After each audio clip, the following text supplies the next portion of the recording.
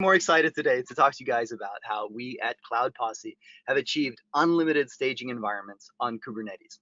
That is how we can run complete fat stacks of fully disposable apps on Kubernetes for staging and development, and really nothing is holding us back from doing that on production as well.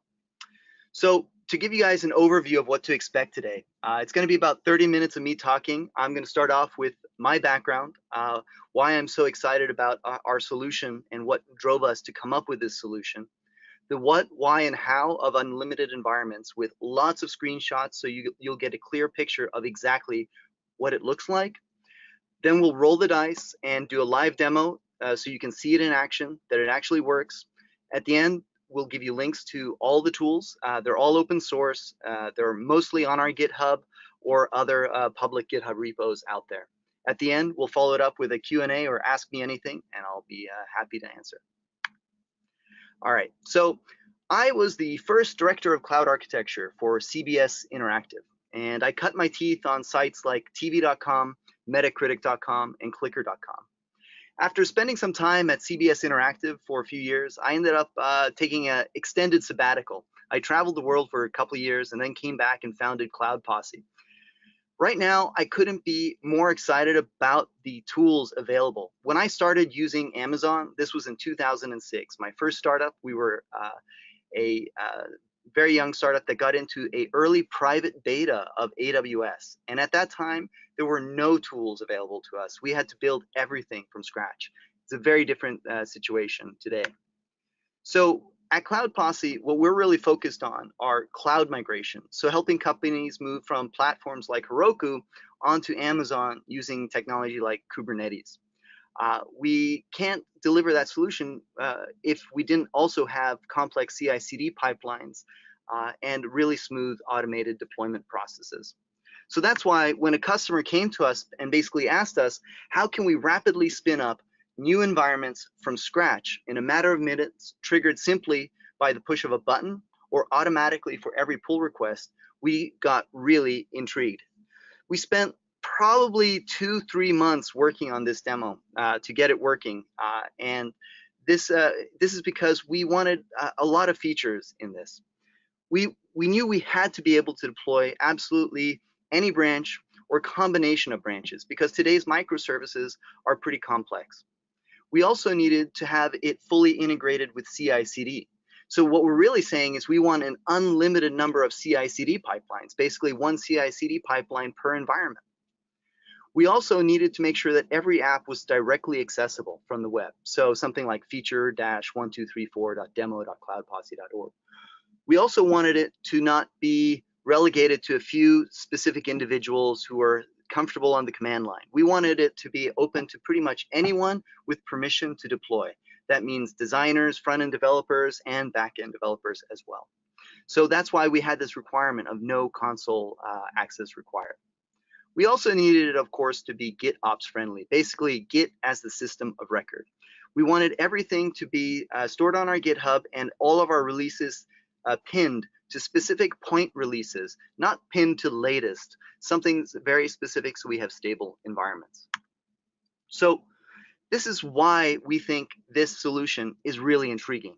Obviously, we can use it for all the standard use cases like integration tests and generally awesome QA, but where it really shines is the ability to prototype new features. For example, imagine your company is going to have a hackathon this weekend and you need to have 10 different environments for 10 different teams. You want to spin those environments up really quickly, and you want those integrated to CI/CD so that they can push their changes quickly and share them with the rest. Similarly, perhaps you have an epic that you're working on that might take a couple weeks or a few weeks to complete. You're involving lots of different team members from the front-end developers, back-end developers, and designers. And they need to be able to push changes on a feature that you're working on without destabilizing perhaps your pre-production staging environment. So these are maybe features that can take weeks or months. So you still need a place to show them. Another very real use case in use today by one of our customers is the ability for sales teams to demo features. So in this case, it's an enterprise SaaS software.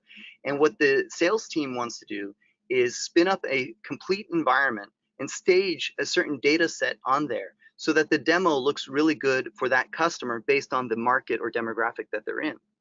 So these are the ways that it really stands out. Our solution is not really that novel. It's using the standard pipeline that you're familiar with and the standard workflows. So we're using the standard Git workflow with branches and tags to keep code isolated. And currently, we only support GitHub since that's just where all of our customers are. Then we integrated that with the CodeFresh CI/CD pipeline. We looked into using a lot of different other CI platforms, and internally we have competency on Circle CI, Travis CI, and Jenkins. But what really stood out to us about CodeFresh in this case was its tight integration with all the tools that we needed, specifically Helm, Docker, and Kubernetes. So I'll tell you a little bit more about what those technologies are as we move along. So we have this pipeline now, and it's building Helm packages that are pinned at specific releases of Docker containers. Now, for the uninitiated, Helm is a package manager for Kubernetes. And if you're familiar with other package managers like NPM or apt for Debian and Ubuntu, or RPM for Red Hat and CentOS, Helm is like that, but it's really different when you think about it, because all these other package managers, they're concerned about deploying a single package or a single application on a single host. So when you install Apache, for example, it installs it on a single host. Well, Helm is a way to package architectures together into immutable artifacts that you can then store in a registry. That is, you can package the architecture for a cloud-native, scalable application as code. So then we have these containers. These are Docker containers I'm talking about, and those have been built and tagged with a semantic versioning scheme that we've come up with, and I'm going to show you more details of what that looks like shortly. I just got a poll here. So we have now these Helm packages, and they're pinned at containers. This is a very opinionated approach that we're taking at Cloud Posse, and why that is if you know how Helm works, Helm lets you really deploy any image or any container for a given Helm chart. Helm charts are what you call the packages. What we didn't like about that solution is that it's really difficult to figure out which Helm charts are compatible with which containers. So instead, we eliminate the calculus of that decision making and instead just pin them together as immutable artifacts that are stored in a registry, and there we have it. We don't, a few months from now, we won't know which packages are compatible with which containers. Then so now Eric, yeah. Sorry, just to interrupt really quick. We ran that poll and it looked like about half the audience hasn't heard of Helm before. So maybe just to introduce Helm to the audience, Helm is and I think you did a great job, Helm is a package manager for microservices for Kubernetes. So if you're going to deploy WordPress, for instance, which has a PHP service, a MariaDB, you can actually create a Helm package that says, so you can basically say, I want to install the WordPress Helm package, and it will deploy all of those containers onto Kubernetes. So go ahead and take it away. Exactly. So that's a really good use case that he brought up, deploying a package that many people are familiar with. So what we're doing is now taking our custom application, our proprietary application, and bundling this as a private package. And then we can deploy that package on Kubernetes, and it builds out the entire architecture with load balancers, EBS volumes, replica sets, and it sets up like the service discovery between them, so services can talk to each other by simply using DNS. And since we deploy this in a namespace in Kubernetes, that means we can keep all those resources totally isolated. We can set resource quotas on that namespace so that it doesn't take out the rest of the cluster if it uses too much memory or CPU. And then when we want to destroy that temporary namespace, we can just click delete, and all those resources are deleted. So namespaces are a native concept of Kubernetes. Another concept of Kubernetes are ingresses, which are basically the way to route traffic between services in your cluster. This is like layer 7 HTTP routing. So send this path and this host to this service. One of the cool things with Ingress on Kubernetes is you can actually have automatic DNS supported with that. So your service, when it gets deployed, can say, hey, I want to be associated with this DNS name, and now it's publicly accessible. So for the purpose of this demo, we've taken this Weaveworks Sox Job demo, which is a really awesome demo because it represents what a typical customer stack looks like these days. And as you see here, we can access that through the web just by going to a URL like this. This is the architecture for the Sox Job. Basically, there's a very thin Node.js front end, and it's backed by a number of Go backing services, as well as databases. For the purpose of this demo, it would take too long to deploy all of this, so we're deploying a small fraction of it, which includes the front end, the catalog, and the catalog database. What we're going to show is now how we can take literally any feature branch and deploy that to a Kubernetes namespace that looks like this, and then we can access that on the web just like that. Not only that, we're going to show that you can now set a Git commit status requirement that the staging environment is operational. And what's cool about that is in the Git status, just like you're familiar with other CI systems where you can click the details link to get to the build log or the build history. In this case, you can click on that details link and it takes you straight to the staging environment for QA purposes. Then when that environment is operational, you can see the check mark turns to green, and now this branch is mergeable, assuming code reviews are approved. The other neat thing is once that environment is operational, we send a Slack notification automatically to the QA team so that they know that this feature is ready for QA. What is a unique feature to CodeFresh is their massive badging system that they just came out with. I'm sure you're all familiar with similar badges like the ones in the lower right corner. CodeFresh has one of those as well, but they don't convey that much information. One of the common requests is like, what's running, has master been deployed yet? Or what version has been deployed? And in this case, that's what this badge here shows. It shows that it was deployed, in this case, 2 weeks ago, and the chart that was deployed was version 0.3.12, and it was using the master branch for that chart. So now we've reached the most exciting part. We're going to do the live demo and show you this whole process in action from start to finish. Basically, what I'm going to do is squash a bug, show the pipeline executing, and then trash that environment so we can free up those resources. Okay, so first thing is the QA team has reported that there's a bug currently in the master branch. And we're going to go here to the master environment. And it pulls up and it looks pretty good, but they reported that the images aren't working down here. And I have a pretty good idea why they stopped working. It's probably related to a feature that I just did or some PR I just merged a couple days ago. So we're going to go ahead and try and first replicate this behavior on our cluster. And we'll do that simply by deploying one of these pipelines here. So what we can see here are a bunch of pipelines that we've pre-configured in CodeFresh. These are integrated, these are actually configured on GitHub, so the build manifest is on there. And there's a few ways we can do this now. So the first thing I could do is I could just open up a new branch with a specific branch name, something that begins with the keyword of feature dash and then a number. And that will automatically then get deployed to a namespace in Kubernetes called feature dash that number. So like feature dash 2000 or feature dash 2001. And our thinking for this is kind of that represents your JIRA ticket or the epic that you're working on.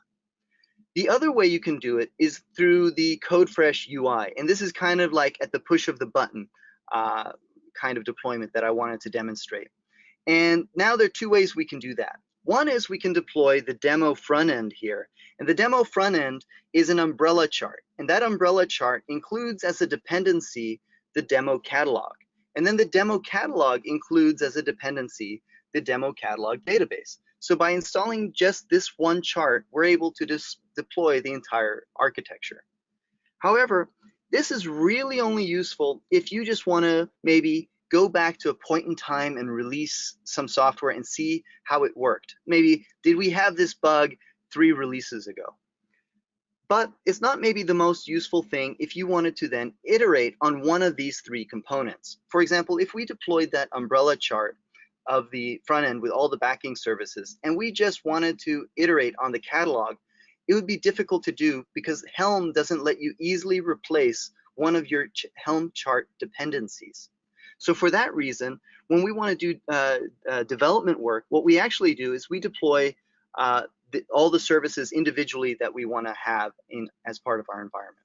All right, so I'm going to kick this off right now. It's going to take a couple of minutes. What I'm going to do is, first of all, delete this flag here. This flag basically says don't deploy the dependencies. In this case, we want to deploy all the dependencies. I'm going to add an environment variable, and it's going to be the feature. So for this, it's going to be feature, let's say 4009. And this is basically saying deploy this full stack into a Kubernetes namespace called feature 4009. And I'm going to click build, and that kicks off the pipeline. What we're waiting for now is it to complete all of these steps, and I'm not going to sit here and wait for them to complete. Instead, I'm going to show you roughly what this pipeline does, and then we're going to get a Slack notification that we're ready to go QA this environment.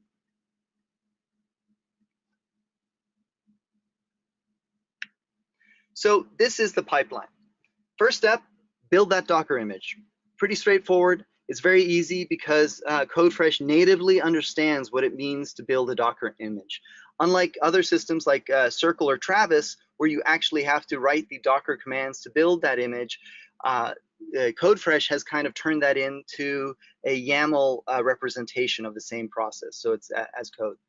So we build that Docker image, then we generate those semantic versions. I'm going to show you exactly what those semantic versions look like in a second. We build the Helm charts pinned at those versions. We tag all of our Docker images with those same versions so that there's one-to-one correspondence between a Helm chart and a Docker image. We push those to the CodeFresh Docker registry so we don't pollute our main production registry. You can use any Docker registry you want. We just prefer right now to use the registry provided by CodeFresh. Then we update the GitHub status link that basically says, hey, this environment is currently being deployed. It's not yet ready. We go ahead and deploy that environment. If that's successful, we then change the status to success. So that link now takes you straight to the environment. And we notify the QA team that this feature is now available for review. So when I say generate versions, this is exactly what I mean. Oh, look at that. We just got the notice that that environment has been deployed. I'll show you what that looks like in Slack in a moment. But for right now, I'm just going to continue here explaining what I mean by versions. So semantic versioning consists of these 3 octets, basically. But the ones that most people are concerned about are the major and the minor release here. We don't modify these versions at all. These are up to the Helm chart to define, and these are based on semantics, right, of how your organization wants to advance a particular release. But the reality is that a version exists multiple times. The same exact version can exist in multiple states at the same time. Basically, I could be working on version 0.3.12 on a branch, and somebody else could be doing the same thing. So we kind of developed this scheme of disambiguating a release by including the Helm chart version and the branch and the Git SHA, either the short or the long. And you could see that in master, this would look like something 0.3.12 dash master or 0.3.12 dash master dash some SHA. So you can get very precise on the version pinning depending on the level of specificity you need. Then we generate all the charts, the artifacts of a Helm chart. These include all of the dependencies to spin up this environment in Kubernetes. It is immutable, and there are no external dependencies. They're all packaged and bundled in this tarball that you see. Then we deploy that tarball onto the cluster.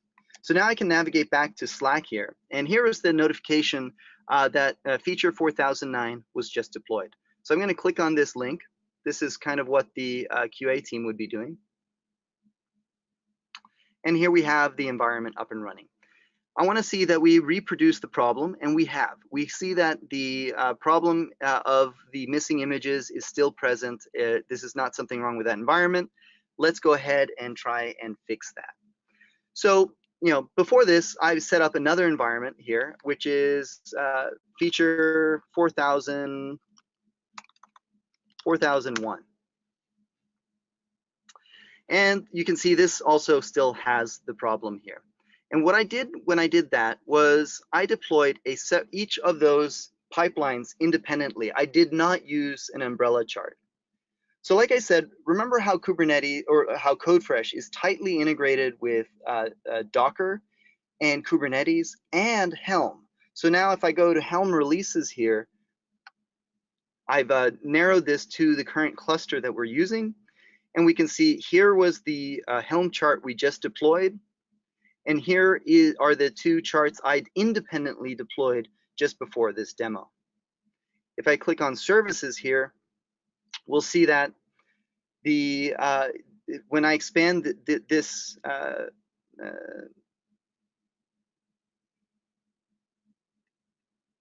when I expand what is it, feature 4001. Well, looks like I actually need to go deploy those other services. So you guys get the full-length demo today, but I'm going to show you, here is the demo we just deployed, and this includes the catalog, this includes the front end, and the MySQL database that the catalog uses. All right, so let's kick off some builds. We're going to have some fun here. So I'm going to deploy the catalog service now to a new namespace independently. So feature, and this is going to be feature dash 4010, let's say. Save that and deploy that. So now I'm only deploying the catalog service. The rest of the site is not going to work. But since we want the front end as well, I'm going to deploy that too. So I'm going to go here to the front end, and I'm going to deploy that as well.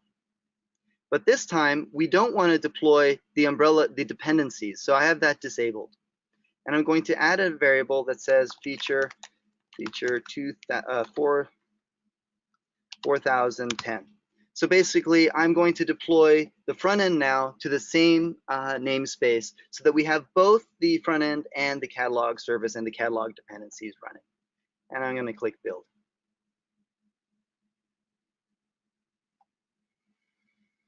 All right, so under builds, we should start to see these here kicking off. Here are these two build processes going off concurrently on CodeFresh. If you're familiar with Travis or Circle, you'll recognize this interface quite a lot, because you still have all the scrolling of the outputs here, but you also have a really nice nuance here, and that's that each one of these build steps is really just a Docker container. So that we have a Docker container that executes this, and we have a Docker container that executes this. So now I'm going to show what this pipeline actually looks like. And this is the pipeline. The source of truth for the pipeline you see is really in our Git repository over here. So if I navigate to demo catalog, we'll see a CodeFresh YAML file. That's right here. But what's nice about CodeFresh is it surfaces that build file right here. So when we want to inspect or debug things or do webinars like today, it's really easy. So Dan, do you want to point out a few of the nuances here about the CodeFresh YAML? Yeah, so just one of the things I wanted to point out here, and it's kind of important to know, in the CodeFresh YAML, where we're actually defining the CodeFresh pipeline, every single step here actually runs in its own container, and they're all connected by a single data volume. So what that means is that you get excellent isolation. So if you want to run different versions of, let's say, Java in different steps, or Node in different steps, you can do that. And it also makes it very easy to pass information between stages of the pipeline. So it basically means that every single Docker image is a plugin for the CodeFresh pipeline, because you can basically just call in an image, execute commands against it, throw it away, and move on to the next step, and save only the information you need. This also gives you a lot more granularity over multi-stage builds. A lot of great use cases for that, and that's what I wanted to call out. So go ahead, Eric. All right, cool. So now I want to so now that you know basically how like it has this native step of build, which understands how to build a Docker file. You can also pass all the build args and stuff that you're familiar with if you need to. You can also set environment variables, and these environment variables persist through all steps of your pipeline. Because this runs inside of a container, in this case, we're just using a generic Alpine container. We could actually have complex logic to compute the value of what an environment variable needs to be. So the way this works in CodeFresh is they're actually bind mounting in a binary into this Alpine container called CF export, and that's why we can just use the base Alpine image. But Cloud Posse has developed a couple other interesting images here. Notably is the build harness. And the build harness contains logic for how we generate our semantic versions, and also for how we can send the branch protection. So we protect a branch if it's master, how we set the status of our deployment, that we're deploying changes, and then ultimately how we send our beautiful Slack notifications here using our Slack notifier. All of these are open source on our GitHub, written in Go, and very easy to incorporate in your build environment. All right, so while Dan was talking there, I saw we got a couple notifications here. Here we see 4010 was deployed. The reason why we got two notifications is we got one notification when the catalog was deployed and one notification when the front end was deployed. So I'm going to load this up. Here we go. We see the Sox Shop. We see that the images are still broken. Now it's time to fix this bug. So I'm going to go over here to my terminal. Here are those repositories. I suspect the problem is related to a bug that we introduced last week here. It has to do with our chart configuration. So first thing I'm going to do is check out a new branch. We'll call this feature dash 4010 dash fix images. So what this says is deploy to the feature 4010 namespace our branch where we fix images. And I'm going to make the fix. So that is in chart values. The values file in Helm defines same defaults for everything you need. So for example, it defines the repository that this image should get pulled from. It defines the tag, and it defines the configuration.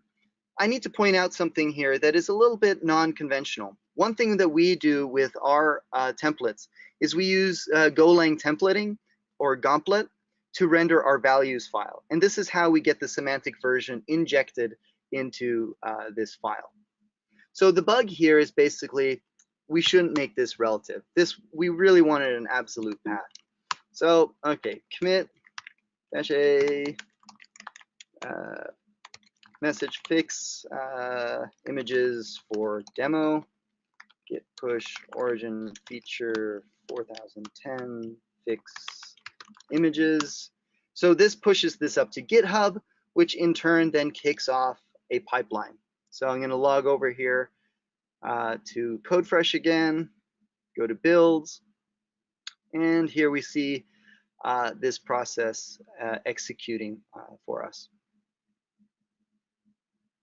So this is going to take a little bit of time to execute, and I'm going to go ahead and go back to the slides. And when we get that notification that this environment is up and running, I'm going to go show it to you that the images are now fixed. So we start here. All right. So what we've shown you is totally functional today and in use with a couple customer sites, and we're constantly deploying this with future clients. What we still want to do is some more automation, specifically around the ability to destroy environments. So what I'd like to see is when we delete a branch, that this environment is automatically destroyed, or perhaps, or similarly speaking, when a pull request is merged, that the staging environment is automatically destroyed. So for right now, you manually click that button, or perhaps the QA team creates a ticket that says, hey, this environment is done with QA, or changes the status or something like that, so that now it's very clear that we can destroy it. So I'm going to show you kind of how easy that is. So if I go over to CodeFresh, I'm going to delete one of our disposable environments here. So earlier we created this environment feature 4009 to just replicate the environment, replicate the bug. So I'm going to click delete. I'm going to purge that. Purging just means that, so in Helm there's this concept that a name that you deploy is reserved, so that nobody can squat names essentially, or that you don't accidentally deploy a service into a name that was already previously used for some other purpose. In this case, we really don't care, so I'm just going to purge it and delete it, so it's good, it's gone for good. All right, let's see here.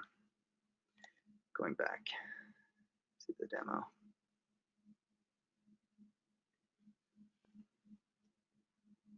So the inspiration for all of this came from an app that was built for Heroku. It was called Forchetti, and it was one of our customers that actually turned me on to this. And the concept is review apps. So Forchetti was the very first review app that made it easy for you to deploy any single microservice to Kubernetes, to Heroku for every single pull request. However, it didn't really incorporate the ability to deploy a full environment. And that's why what we have is so much more powerful, because you can truly deploy all your microservices. So that was deprecated. And then ultimately, Heroku came out with their own implementation of this called Heroku Review Apps. And it still has the same limitation that you're basically deploying a single service at a time. Also, as promised, here are all the links, and you're going to get a copy of the slides later, so you don't have to really worry about this too much. But these are all the tools that we had to build to accomplish this demo. Basically, we have our Slack notifier, so we can send these very comprehensive and beautiful Slack notifications. We have our GitHub Status Updater. This is how we can interface with the GitHub Status API. Oh, look, our environment is up and running. I'll jump over to that once we're done with these slides here.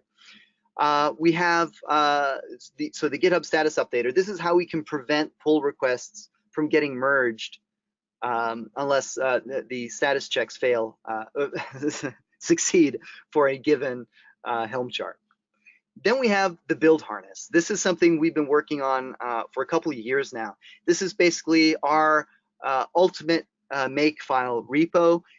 It contains makefiles for building Helm charts, for building Docker containers, Go apps, and doing our semantic versioning. Again, highly opinionated. This is just how we're doing things. We have then our CF plugin, stands for CodeFresh plugin.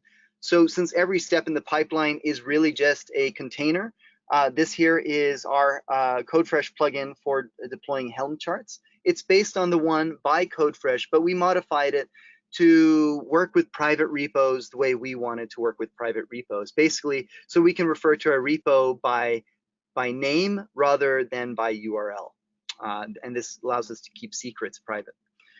The other thing we are using is the chart museum for storing all of your charts. Basically, this is the API that Helm uses to download Helm charts and install them on your cluster. Chart Museum is now officially a project of CodeFresh. I believe the original developer author of that has now joined CodeFresh, but we are also a very big contributor to the Helm charts for installing that. So let's jump over here and show you that this environment is working. Here, 4010. And give me images. We got images. So we fixed the bug.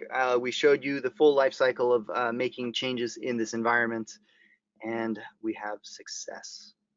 So that is it for this demo. We're going to turn it over to Q&A shortly. I encourage everyone who is interested in this and wants to learn if their environment is compatible to schedule some time with us at Cloud Posse. Our calendar is wide open at calendly.com/cloudposse, or you can send us an email simply at hello@cloudposse.com.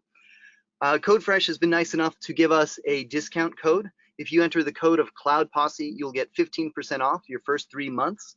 Also, when you sign up, you'll get instructions for how you can score some free Google Compute credits for GKE, basically so you can run an environment like this on your own for free. I think the credit is about $500. So that's it for now. I'm going to turn it over to Dan, who will let us know if we have any questions. Yeah, thank you so much, Eric. So Dan Garfield, who's our full stack engineer and VP of marketing, will facilitate some of your questions now. So if you have any last questions, make sure and get them into the chat box. Okay, Thanks, Dan. so we actually, yeah, thank you. We've actually got quite a few questions here. So one of the first questions, and I thought this would be a good one to take for you, Eric. The question was, and I'll read it. Let's see if I can just read it. He says, we're using schemas as the database for each microservice. All of these schemas are in the prod database. How can we replicate an environment having this huge database with many schemas? Do you have a recommendation there? Yeah, totally do. Great question. Glad you asked.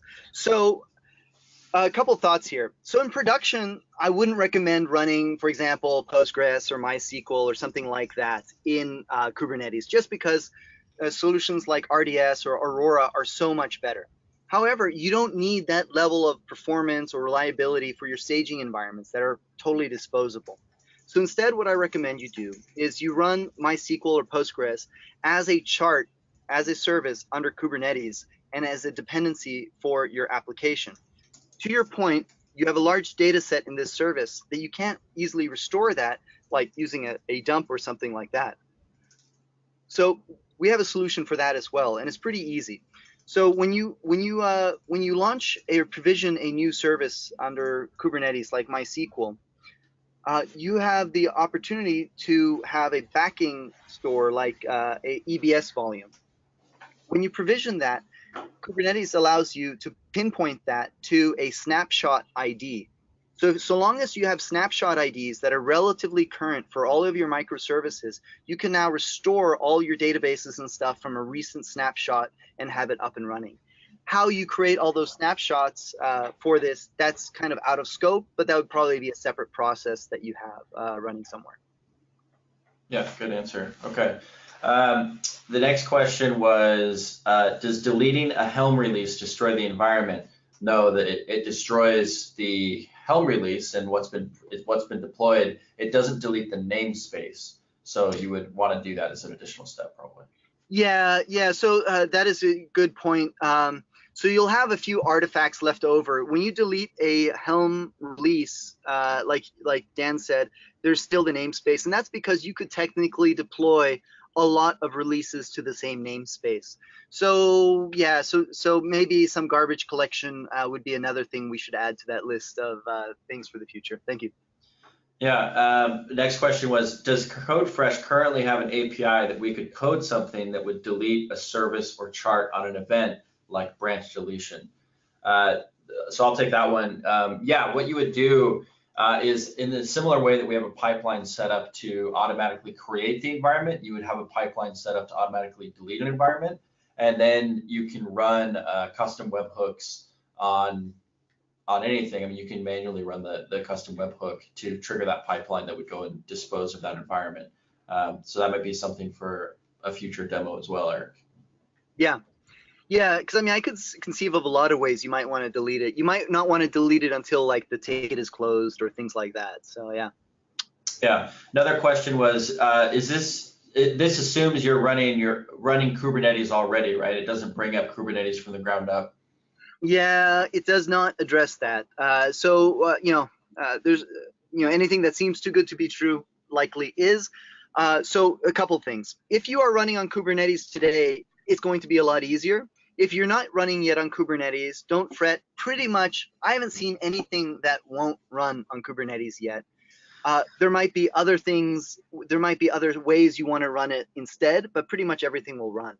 However, there are a couple requirements. You need to make sure that your apps are totally 12-factor compliant. That is, no hard-coded stages, no hard-coded URLs. Everything needs to be consumed. All configuration settings need to be consumed from environment variables, and then this works. Yeah, I would add that this this particular flow that Eric set up, let's see, what did you use for your DNS update? Is that Route 53? Yeah. So we're using Route 53. So I can actually show you what that looks like. While if you want to talk about something else while I pull that up. Well, yeah, if you want to pull it up. So I was just going to say everything here that we've shown is Kubernetes generic and will work with any Kubernetes cluster, regardless of whether you have it self-hosted on bare metal or if you have it in GKE or Amazon or Microsoft or whatever. It doesn't matter. The only things that become specific here are like the update DNS step, which in this case uses Route 53. You can have this automatically update any other DNS. There's just here you have actually a built-in step for doing it. So getting back to Dan's question or the thing that Dan raised here, how we do DNS, we have an annotation that we add dynamically to the configuration that we use to deploy the ingress. We're still using Kubernetes Route 53, which is an older implementation. Today, external DNS is the de facto standard, but basically you specify the domain name here for your ingress host at that point. However, in the interest of full disclosure, because this is slower, we also, for demos, have a wildcard DNS set up just so the DNS is immediately available, but this DNS kicks in after a few minutes. Yeah, good question. Okay, someone asked, we're using GitLab for source control. Is CodeFresh, can CodeFresh support that? Yes, CodeFresh has support out of the box for GitHub, Bitbucket, and GitLab. And then if you're using the on-prem versions, then those things are supported by our enterprise plan. There was also just a side note here. Eric has his Calendly for you to schedule a consultation with him. If you have questions about a CodeFresh demo specifically, you can go to codefresh.io and hit request a demo or contact sales, and we'd be happy to give you a demo. There was another question from Aaron on, is there support for Windows containers? Which I can take that question. Not today. What I should say is that the normal codefresh.io web.com experience doesn't have support for Windows today. However, it is a more or less non-trivial task. It's a fairly trivial task if you're on an enterprise plan to bring in Windows. So if that's something that you're interested in doing, we can talk about that. Here's another question about Helm specifically. It says, what is the recommended way to create charts like the one for one service, even though complete application has multiple microservices? Should I create multiple charts or just one giant chart for the whole app? So this is sort of the chart of charts or single chart kind of question. Yeah, well, it's a chart of charts question, but it's also kind of another question I think he's asking, which is, do you have a single repo for all your charts, or do you co-tenant the charts with the microservice itself? And there's no right or wrong answer. Our approach is that we co-tenant our charts together with the service that they are responsible for managing. And the reason why we do that is it's almost always important to pair any changes that you do to the code with the chart. So if you add a new input parameter for the environment, that needs to be reflected in the Helm chart. So we like to pair those things together. Now, philosophically, do you use an umbrella chart with dependencies, or do you deploy each one individually? It kind of depends on what you want to achieve. I would say the safest bet is to keep them separate.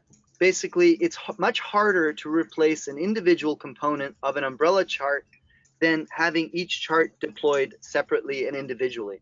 And then it's easier to rev and do releases on those and not have them coupled to the parent umbrella chart.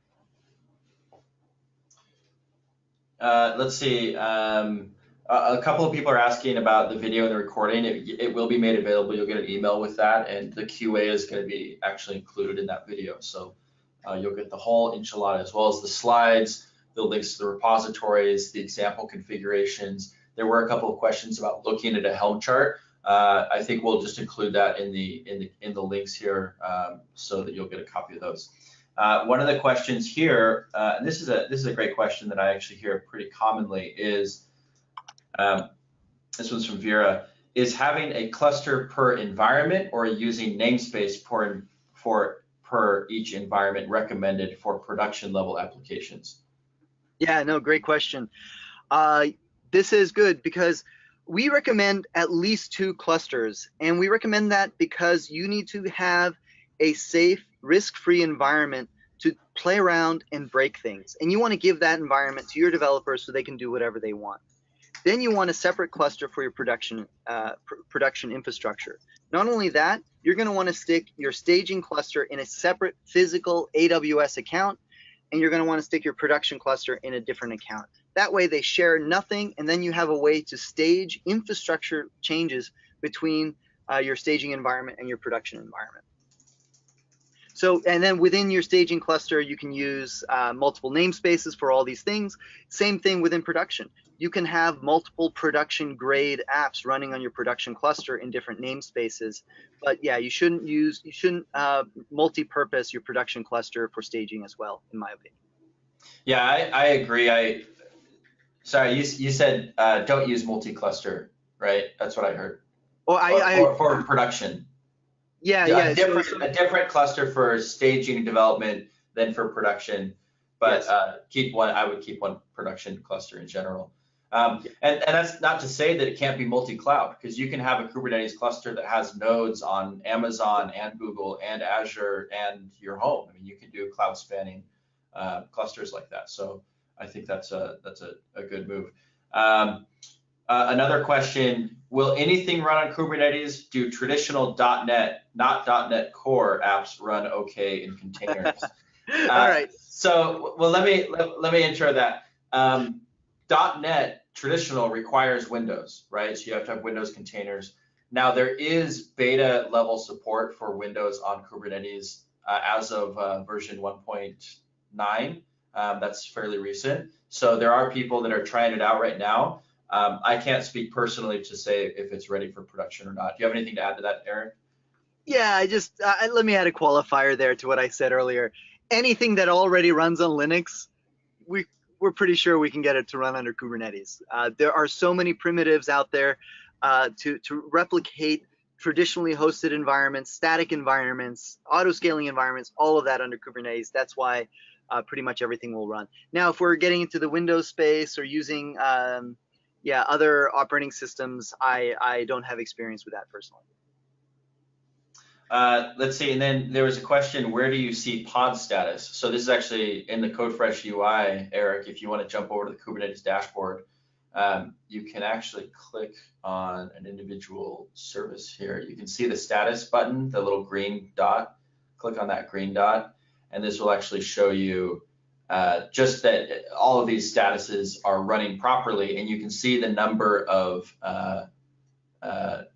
replicas for each one. Most of these replica sets only have one pod per replica, so it doesn't show you specific pods, but it's a similar kind of thing.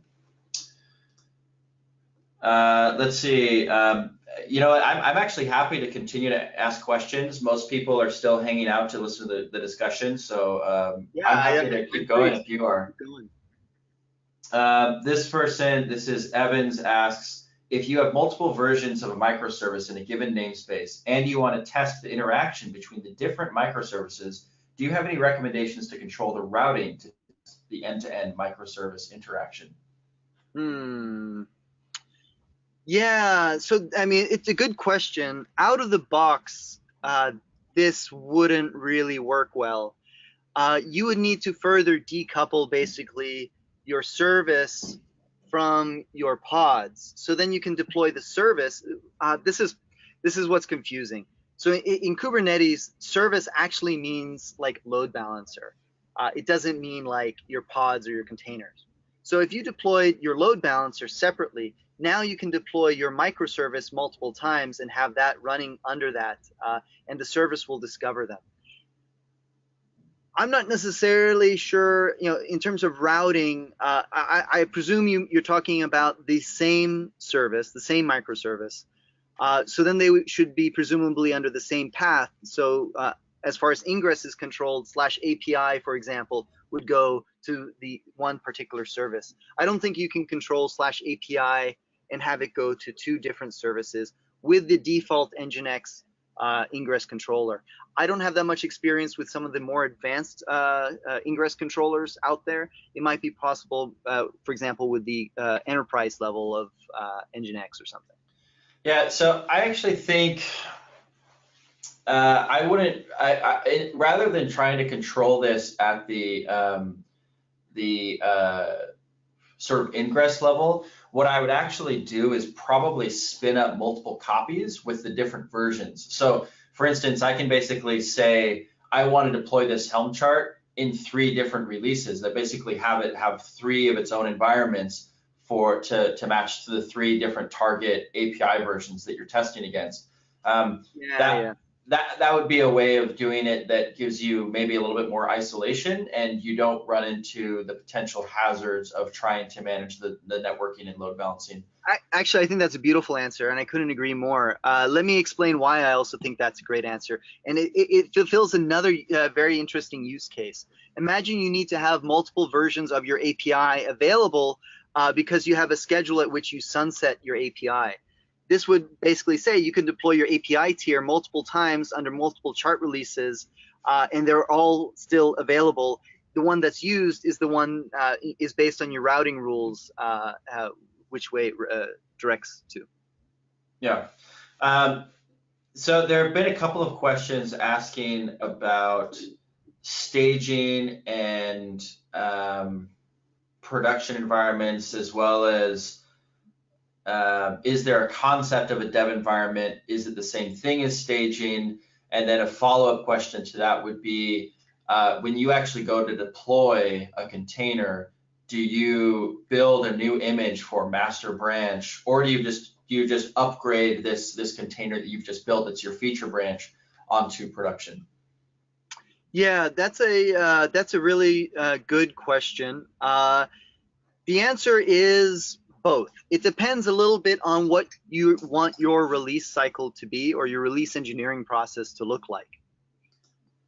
Today, if you want it to be 100% Git driven, so Git as the system of record, for example, you tag a release and that goes to production. The way this is currently working, I believe it will generate new containers, but that's not a hard requirement. That's just that we haven't done the extra legwork to do that. But what you can do is you can take any one of these charts, and this is kind of like the release process that we're following right now, is that here are all the releases. no, sorry. Here are all the charts that we have. These are our internal ones and custom ones. I don't think, I guess we're currently this is not indexing the ones for the demo that we just did, but basically you can take any one of these charts and then deploy that to production. And when you do that, yes, it will use the same the registry and the same Docker image and the same everything. I'm sorry, I keep on getting distracted reading questions, and then I lose track of what you said. So sorry about that. I feel like I'm being rude, but it's facilitating. So quick question, is your underlying system based on Spinnaker? I'll answer that. No. Yeah, some redundancy between CodeFresh and Spinnaker. My extended answer would be Spinnaker is a great tool. It actually was invented before the existence of containers in Kubernetes, and so a lot of that functionality is sort of back-ended into the system, and I'd say CodeFresh is actually designed for that stuff from the get-go. So I think there are a lot of advantages if you're working with Kubernetes and Helm specifically to using CodeFresh over Spinnaker. It should also just be mentioned that I think you derive the greatest benefits by going all in to CodeFresh, but nothing precludes you from continuing to use Circle or Travis and then having a webhook out to trigger a build or pipeline on CodeFresh. I think that you should go all in. Yeah, it's actually fairly common for people to come to CodeFresh just trying to solve CD, and they'll use those hooks and integrations to solve the CI. Usually it's kind of an internal thing where they don't want to come in trying to replace a tool and create friction, and so they'll use it complementary. And then because you can do CI with CodeFresh as well, they'll usually just end up migrating the whole thing. But this person, Ezekiel, asked, what is the best way to run Kubernetes on AWS today? Yeah, really there's one answer, I think, and that's today kops is still the best tool for orchestrating clusters.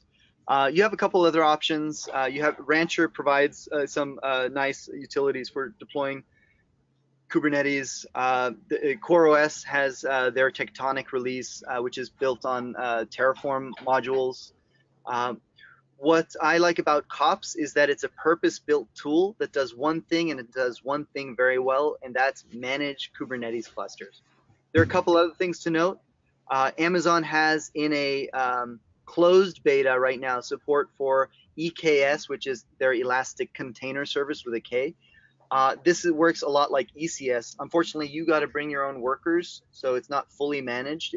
They're only managing the control plane. And then probably by reInvent, my guess is 2018, they're going to announce Kubernetes support in their Fargate offering, which will be fully managed Kubernetes, quite like GKE. I'm going to cross our fingers on that one. Other options, if you want to run on AWS, I agree kops is an excellent tool. There are some services out there that will do it for you. There's a great, service called StackPoint Cloud. Also a CodeFresh partner, that you can basically create an IAM. Did I say that right? You basically create your IAM service account and connect it to StackPoint Cloud, and they will create the cluster for you. They give a very GKE-like experience on Amazon, which is very nice. If you've used GKE before, of all of the Kubernetes providers, I'd say GKE, Google Cloud Kubernetes, for those that don't know, is the most straightforward, the easiest to replicate, the most full-featured. Actually, just cloud-wise, it has a lot of advantages. But if you are, if you definitely want to stay on AWS, StackPoint Cloud is a great way to create those clusters and manage them if you don't want to go through doing kops. But I think kops is a great solution if you don't mind getting your hands just a little dirty, not all the way dirty, just a little bit dirty. It requires console. You have to be comfortable on the command line. Yeah. Let's see. Opinion: how is Kubernetes in Azure ACS? Oh, I don't have firsthand experience with Azure's container service. I've used it. I think it works well. I think if you're in the Azure world especially, then it's a solid solution, and I recommend it. Also, we are doing a webinar in 2 weeks, Taryn, with Azure Cloud Advocate Jessica Dean, where she'll be showing how to do CI/CD using Helm and Azure. So follow us on Twitter. Yes, that's on the 29th of this month. Yeah, we haven't put up the registration page yet, but it'll probably be up today, maybe tomorrow. So you'll get an email about that. This question comes from Evans. He says, could you elaborate a little bit more on how you track the Docker image tag in your Helm chart versus the config value in Git? I'm not sure I understood completely what your demo previously. How does the Docker image tag get propagated into the chart definition? Yeah. That's a good question, and this comes back to our very opinionated approach here to pinning our charts to versions. So what we're doing is when we generate let's go to the chart here. So this is the chart for the catalog. This is the values.yaml. You can see that we have actually templatized our values.yaml. Our build harness, so that's GitHub Cloud Posse build harness. When we build the package, the Helm package for this, our Helm module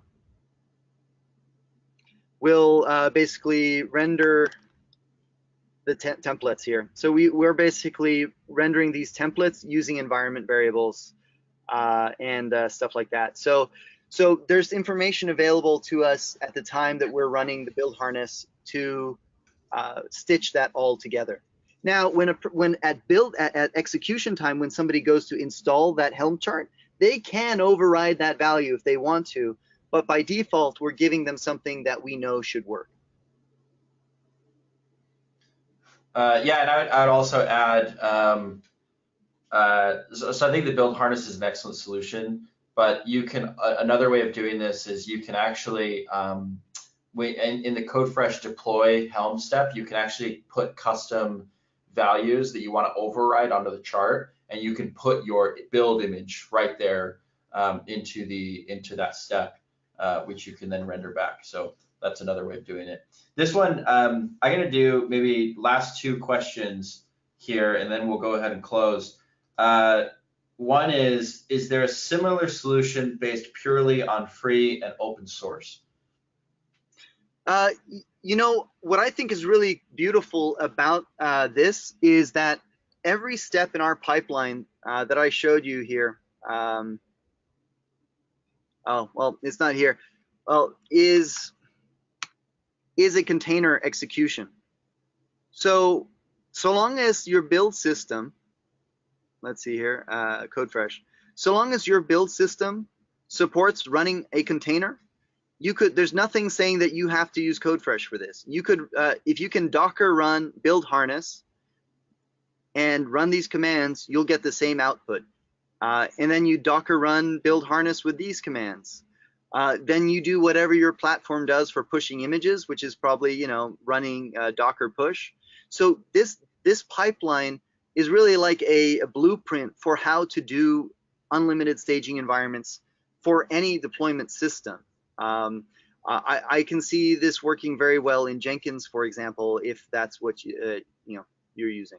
Yeah, there are a lot of built-in steps here that streamline it and make it easier. So you definitely spend a lot more time to go and do it kind of on your own stack like that. I always tell people if they have a few 100,000 hours in Jenkins, they can build CodeFresh. I'm just not sure it's worth the time. So you can definitely do it. I've seen companies that do it and they invest quite a bit of time and resources into it. It's, I'm going to say, always more cost efficient actually to go with like a purpose-built solution that saves you all of that time and gets you that value a lot faster.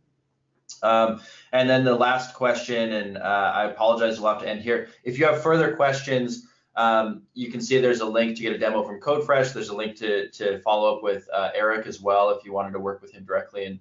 And just a pitch for Cloud Posse, they do fantastic sort of DevOps as a service work where if you need help on your organization kind of streamlining things, they actually do professional services to do that.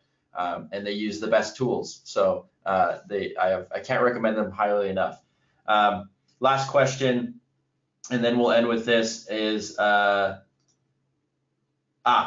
this is a sticky one. We're dealing with SOX requirements. How do you manage every change control and automate this process to avoid making the RFC for every deployment to production? Yeah, I understand the question. Can you read it one more time just to make sure I got all the nuances? Sure.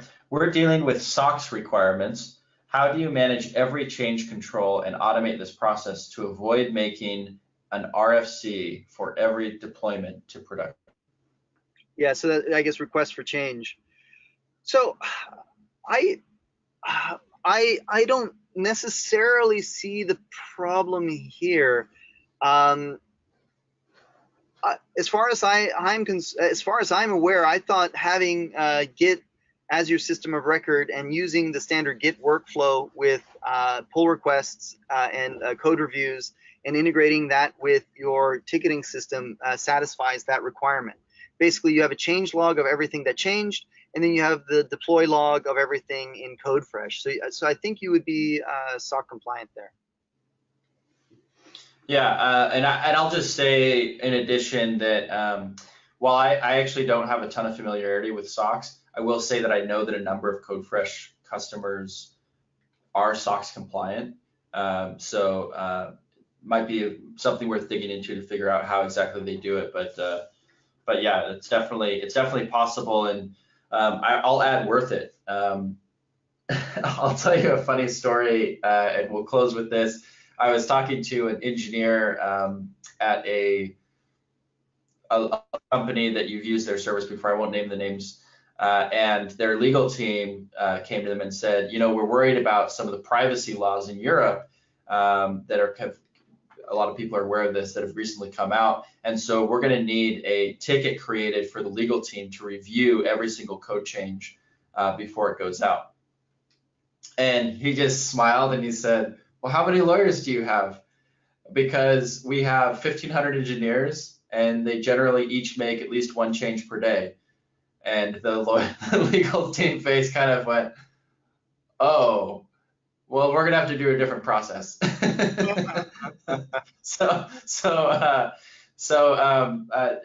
There's definitely, my point is to say that there's definitely a way we can get it done.